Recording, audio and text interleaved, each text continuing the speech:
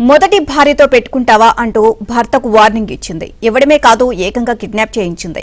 పోలీసుల సహాయంతో భర్త బయటపడ్డాడు. హైదరాబాద్ అంబర్పేటలో ఈ ఘటన చోటు చేసుకుంది.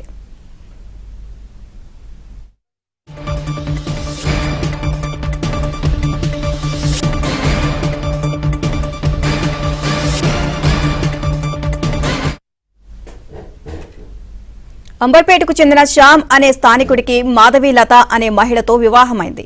కానీ విభేదాలు రావడంతో ఫాతిమా అనే మహిళను శ్యామ్ పెళ్లి చేసుకున్నాడు.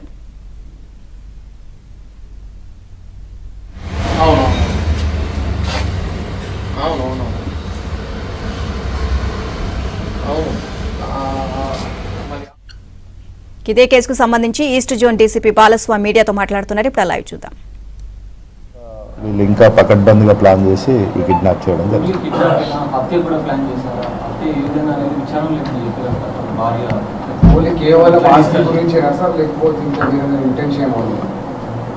మనకు ఇప్పటి వరకు ఇన్వెస్టిగేషన్ చేసిన దాని ప్రకారం అయితే ఆస్తి కోసమే ఇది చేసింది.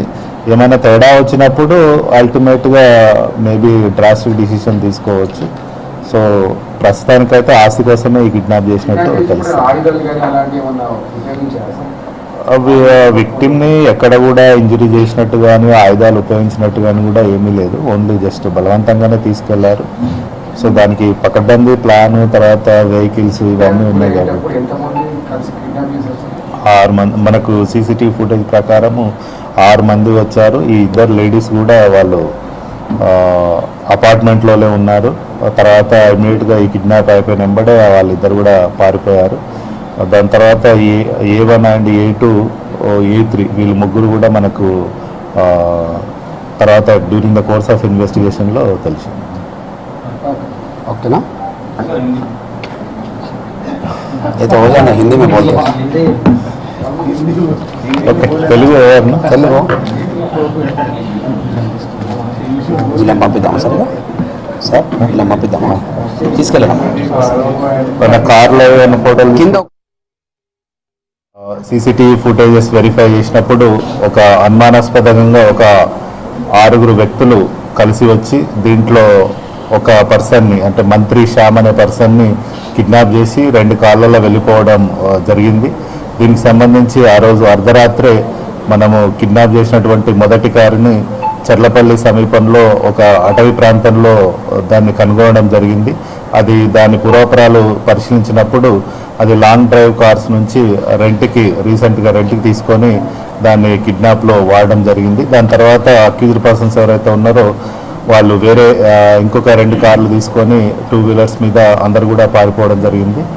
దీనికి సంబంధించి during the course of investigation మంత్రి శ్యామ్ అనే ఇతను డీడీ కాలనీ సాయి కృపా రెసిడెన్సీ కృష్ణతేజ రెసిడెన్సీలో దాదాపు 3 years నుంచి ఉంటున్నాడు. సో అక్కడ ఇతనికి దాదాపు 30 సంవత్సరాల కిందనే ఫస్ట్ మ్యారేజ్ అయింది.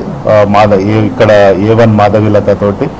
ఈమె యుఎస్లో దాదాపు 10 years ఉన్న తర్వాత 2005లో హైదరాబాద్ రావడం జరిగింది. హైదరాబాద్ వచ్చిన తర్వాత మా యుఎస్లోనే ఫస్ట్ డైవర్స్ అయింది. బట్ తర్వాత మళ్ళీ హైదరాబాద్ వచ్చి దాదాపు 22 వరకు కూడా ఇద్దరు కలిసి ఉండడం జరిగింది. సో ఈ A1కి సంబంధించి ఈమె పేరు మాధవీలత. ఈమె వీళ్ళ హస్బెండ్కి లాస్ట్ 3 years నుంచి దూరంగా ఉంటుంది.